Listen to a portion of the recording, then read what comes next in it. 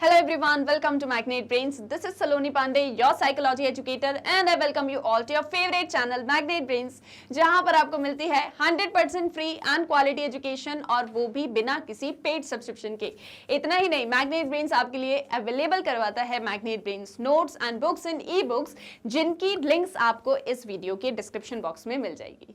So students, आज के हमारे इस लेक्चर में हम करने जा रहे हैं आपके chapter number 7, that is social influence and group processes of class 12 psychology के मल्टीपल चॉइस क्वेश्चंस, यानी कि जो आपके क्लास 12 साइकोलॉजी का चैप्टर नंबर 7 है, उसके एमसीक्यूज हम करने जा रहे हैं हमारे आज के इस लेक्चर में। फाइन। सो जितने भी मल्टीपल चॉइस क्वेश्चंस आपके चैप्टर नंबर 7 से आ सकते हैं, आपके एग्जाम्स में पूछे जा सकते हैं, उन सभी को हम आंसर करेंगे हमारे आज के इस लेक्चर के अंदर।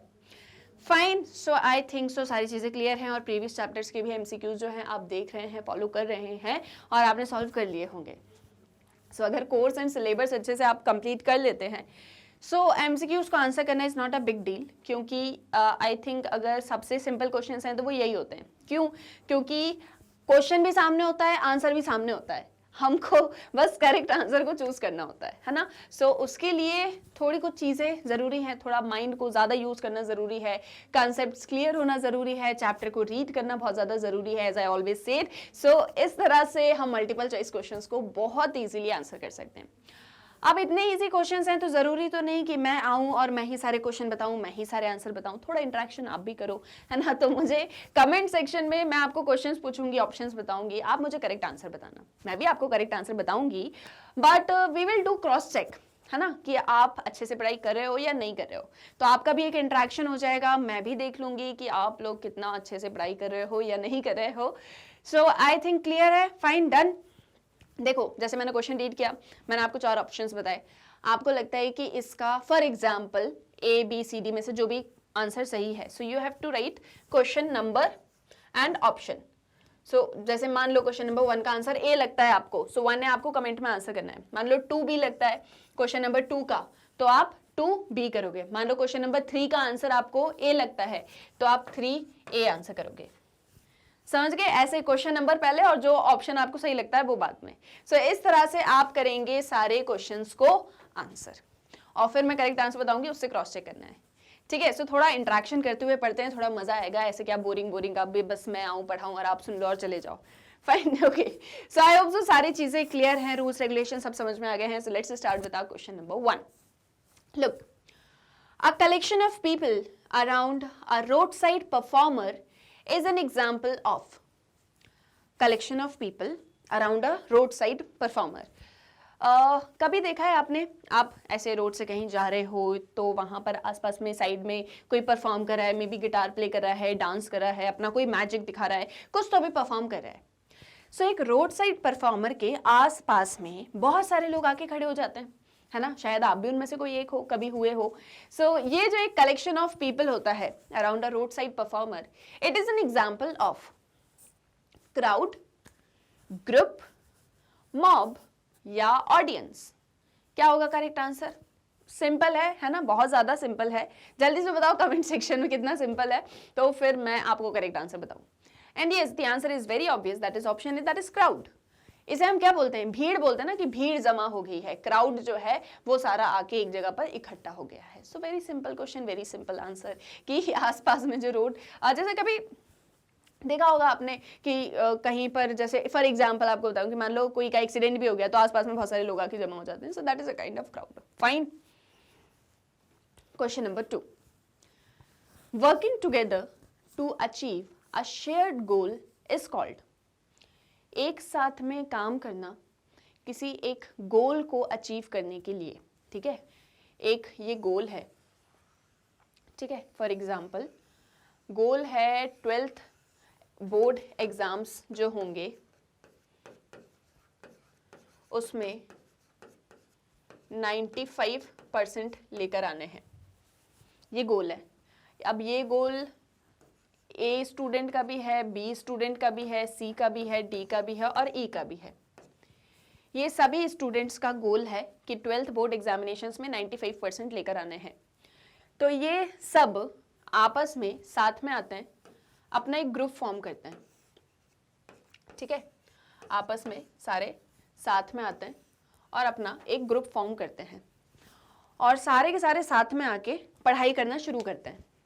ठीक है, किसी को कोई डाउट होता है तो आपस में एक दूसरे से डिस्कस कर लेते हैं, एक दूसरे को आंसर लिख के फिर आपस में चेक करवाते हैं, ऐसे करके आपस में सारे साथ में आके इस एक गोल को अचीव करने के लिए लग जाते हैं। So working together to achieve a shared goal is called, इसे हम क्या कहेंगे?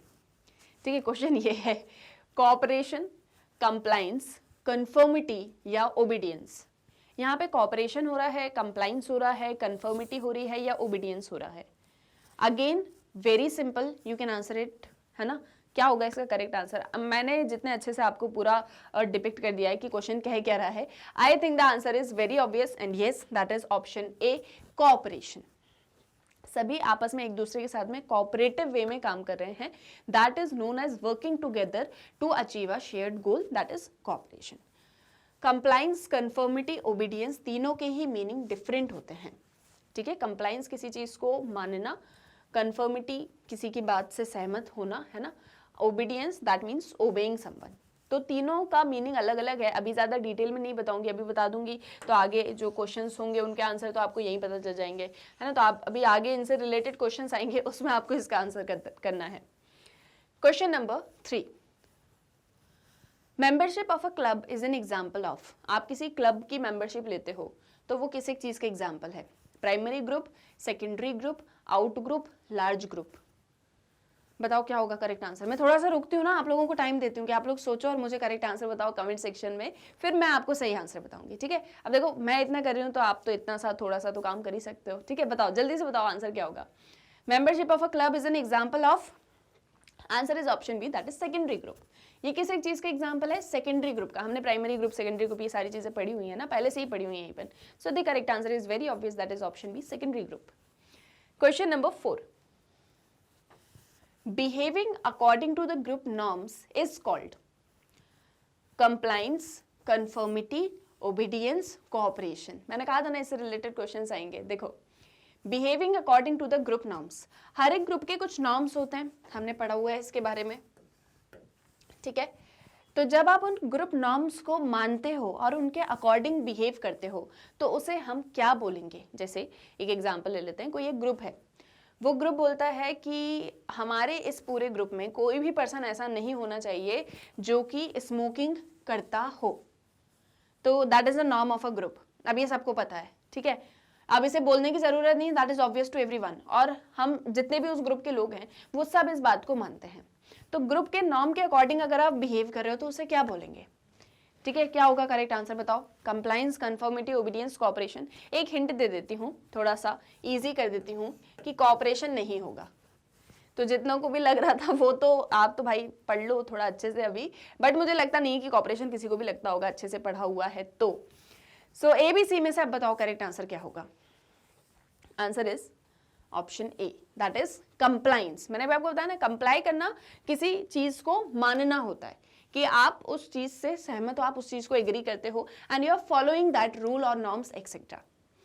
ठीक है, क्लियर? सो जैसे एक एग्जांपल आपको देती हूँ कि जैसे लॉ एंड ऑर्डर है इंडिया में, है ना, तो अब वो क्या बोलता है, आप किसी को भी फिजिकल हार्म नहीं पहुंचाओगे, so that is a rule और दैट इज अ नॉर्म, और हम सब उसको मानते हैं, that is complying to that law. Fine. Question number 5, feeling of togetherness that keep a group intact is, एक ग्रुप को जो टुगेदरनेस वाली फीलिंग होती है, मतलब उस ग्रुप को वो इंटैक्ट रखती है, हमेशा साथ रखती है, इस फीलिंग ऑफ टुगेदरनेस को क्या बोलते हैं? एक ग्रुप है, उस ग्रुप में सब लोगों के अंदर एक फीलिंग है कि हम सब साथ साथ हैं वाला काइंड ऑफ, ठीक है, तो इसकी वजह से वो ग्रुप हमेशा इंटैक्ट रहेगा, है ना, हमेशा वर्क करता रहेगा, हमेशा वर्किंग रहेगा। इसे क्या बोलते हैं? Norms, role, status, cohesiveness. Simple simple questions पूछ रही हूँ यार मैं, ठीक है, आप बता सकते हो answer. Yes, the answer is very obvious, option D, that is cohesiveness. Cohesiveness का मतलब क्या होता है? एकजुटता, हमेशा सब जो है साथ में रहें। तो जब फीलिंग ऑफ टुगेदरनेस होती है, so there stands cohesiveness. Norms और रोल, स्टेटस, ये तीनों ही ग्रुप के एलिमेंट्स होते हैं। तो अगर आप किसी ग्रुप, मतलब चारों ही इवन, तो कोई ग्रुप होता है तो उसमें ये चारों चीज़ें होना बहुत इंपॉर्टेंट है। नॉर्म्स यानी कुछ ऐसे रूल्स रेगुलेशंस जो सबको पता हो, सब जिनको मानते हो, ठीक है, कहने की जरूरत ना पड़े बार बार। रोल, ग्रुप में जितने भी लोग होते हैं सबका कुछ ना कुछ रोल होता है, स्टेटस सबका होता है ना, कोई ना कोई पोजीशन कोई हेल्ड करके रखता है, like president of a group, fine. और साथ ही साथ में कोहेसिवनेस हमेशा रहेगी, एक फीलिंग ऑफ टुगेदरनेस रहेगी, तभी जो ग्रुप है वो इंटैक्ट बना रहेगा, fine. Question number 6, after a long discussion the initial position of the group became much stronger and thus demonstrating the effect of। एक लॉन्ग डिस्कशन के बाद में जो ग्रुप की इनिशियल पोजीशन है वो ज़्यादा स्ट्रांग हो जाती है, और ज़्यादा स्ट्रांग हो जाती है। ये किस एक इफेक्ट को डिमॉन्स्ट्रेट कर रहा है? Group polarization, group conformity, group think और ग्रुप कोहेसिवनेस।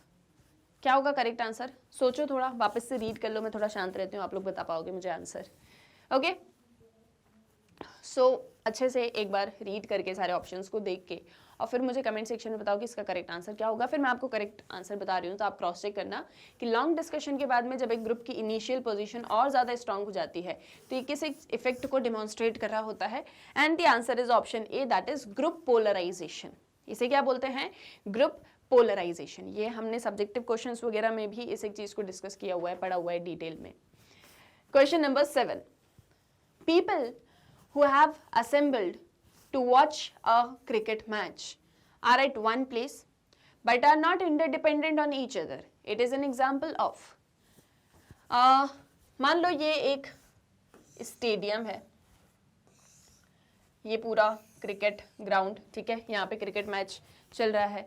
अब स्टेडियम में बहुत सारे लोग हैं, है ना, सब आए हैं, बैठे हुए हैं, मैच को देख रहे हैं, एंजॉय कर रहे हैं, लेकिन कोई भी एक दूसरे पर डिपेंडेंट नहीं है, ठीक है, ये लोग इंटर डिपेंडेंट नहीं है एक दूसरे पर।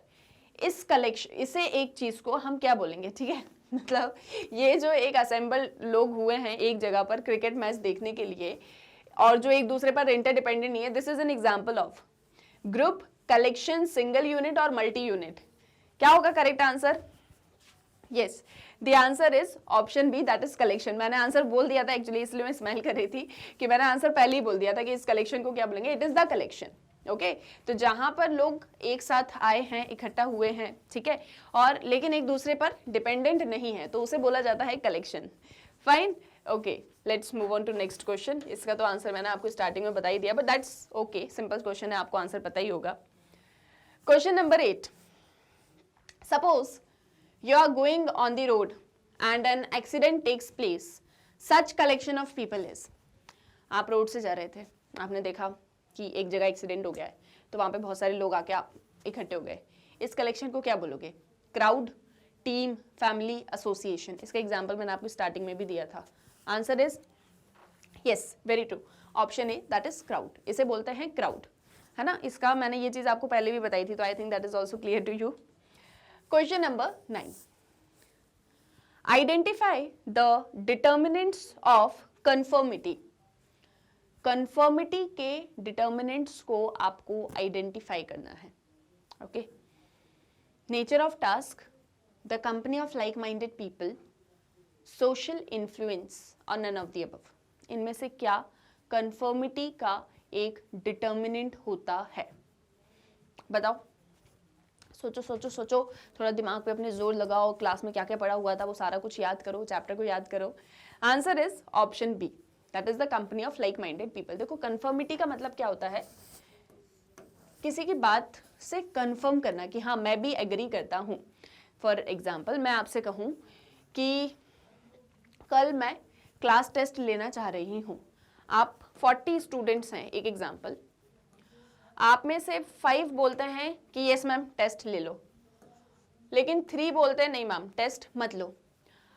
अब मैंने कहा कि कितने कितने लोग चाहते हैं कि टेस्ट होना चाहिए, कितने लोग चाहते हैं कि मतलब कितने लोग इनकी साइड है, कितने लोग इनकी साइड है। मान लो कि क्लास में से बाकी जितने सारे स्टूडेंट्स हैं सब ने इनकी बात से कंफर्म कर दिया कि हाँ मैम आप कल टेस्ट ले लो। That is a kind of conformity. तो जितने बाकी के लोगों ने इनकी बात से कंफर्म किया है, दैट मीन्स वो सब लाइक माइंडेड पीपल थे, एक जैसा सोच रहे थे, है ना, तभी तो कंफर्मिटी हुई है। So that is known as conformity. Conformity का एक डिटर्मिनेंट होता है लाइक माइंडेड पीपल। जैसे मान लो मैं कोई चीज़ बोलूँ और आप उसको डिसएग्री कर जाओ तो दैट मीन्स कंफर्मिटी नहीं है। लेकिन अगर आप बोलो कि हाँ ये सही है, चलो ऐसा कर लेते हैं, ये होना चाहिए, so that is a kind of conformity. तो कंफर्मिटी का एक डिटर्मिनेंट क्या है? Company of like minded people.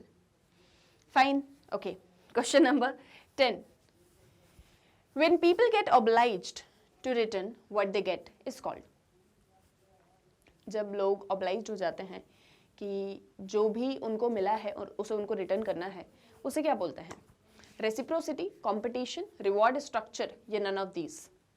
Again very simple. Simple इसलिए मैं आपको बोल रही हूँ क्योंकि अगर आपने चैप्टर पढ़ा है, समझा है, तो you can very easily answer it कि जब हम जो चीज़ हमको मिली है हमको उसको रिटर्न करना है, इसी चीज़ को लेकर हम ऑब्लाइज्ड हो जाते हैं कि हमें ये चीज़ करना ही करना है, दैट इज समथिंग कि ये चीज़ होना ही चाहिए, तो इसे हम क्या बोलते हैं?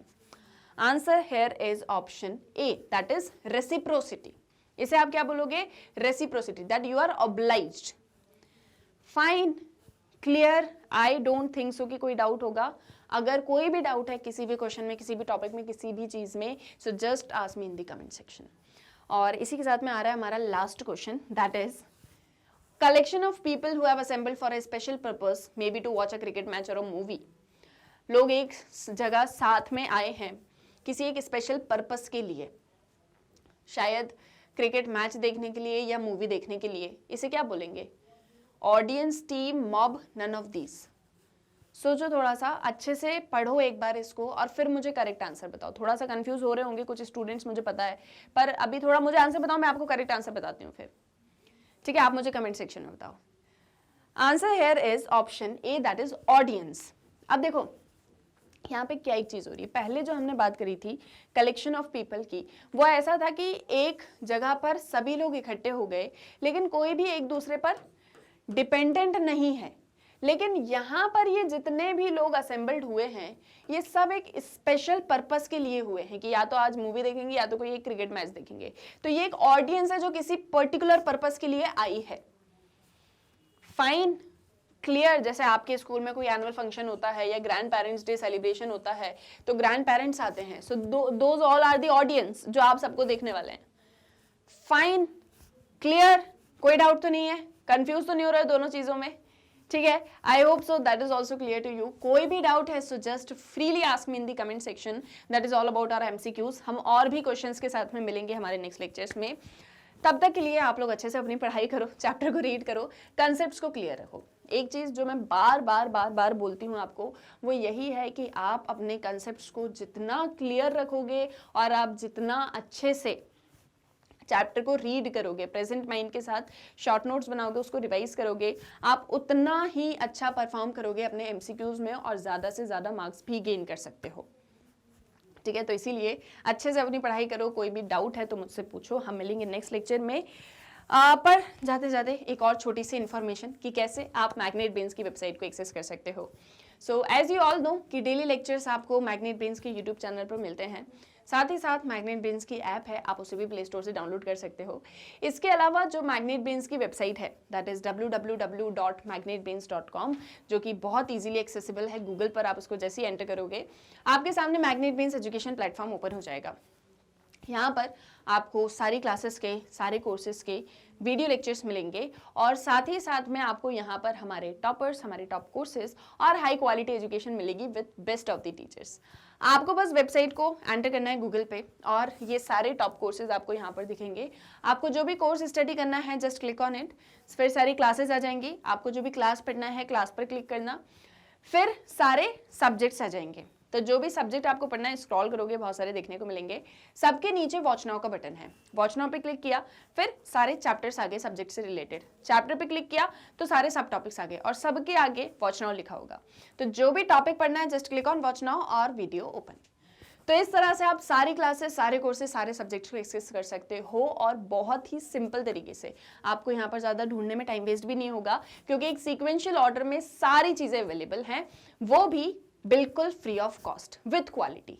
आपको यहाँ पर हम 100% फ्री ऑनलाइन एजुकेशन प्रोवाइड करते हैं, जहाँ पर हम आपको ना ही कोई कूपन बेचेंगे, ना ही आपसे कोई सब्सक्रिप्शन, पेड सब्सक्रिप्शन लेने को बोलेंगे और ना ही कोई पेमेंट करने को बोलेंगे। Everything is just free with quality. तो अपने फ्रेंड्स और रिलेटिव्स को भी मैग्नेट ब्रेन्स के बारे में बताओ ताकि वो भी इस 100% फ्री एंड क्वालिटी एजुकेशन का बेनिफिट ले सकें। साथ ही साथ आप मैग्नेट ब्रेन्स को एक्सेस कर सकते हो इंस्टाग्राम, फेसबुक, ट्विटर, टेलीग्राम, इन सभी पर।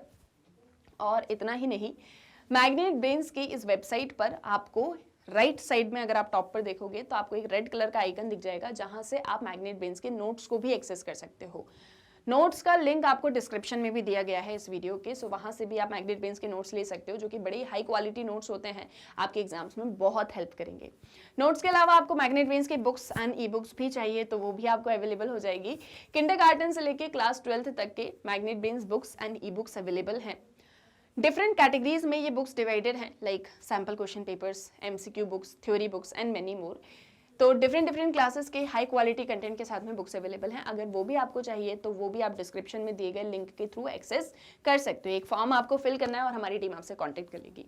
सो that's again our very simple process. तो सारी चीज़ें अवेलेबल हैं, आप बस अच्छे से अपनी पढ़ाई करो और कोई भी डाउट आए तो हमसे पूछो। For more updates stay tuned with magnet brains. हम मिलेंगे और भी क्वेश्चंस को लेके अपने नेक्स्ट लेक्चर्स में। तब तक के लिए आप अपनी अच्छे से पढ़ाई करिए और वीडियो पसंद आया है तो इसको कर दो जल्दी से like, share and subscribe. Thank you very much.